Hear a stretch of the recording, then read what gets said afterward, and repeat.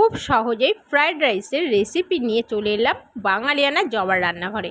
এখানে আমি উষ্ণ গরম দুধে খানিকটা কেশর ভিজিয়ে রেখে দিলাম।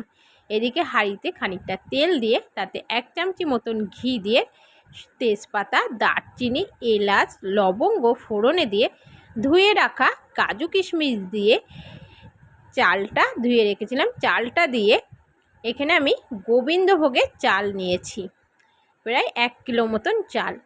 স্বাদ মতন নুন চিনি দিয়ে ভালো করে আমি তেলে ভেজে নেব। এই বাটির মাপে আমি 2 বাটি চাল নিয়েছি, আর এই বাটিরই মাপে 4 বাটি জল নেব। জল আর চালটা খুব হিসাব করে দিতে হবে। আর কেশর ভেজানো দুধটা দিয়ে ভালো করে নাড়িয়ে চাড়িয়ে ঠিক 15 থেকে 20 মিনিটের জন্য ঢেকে রাখবো।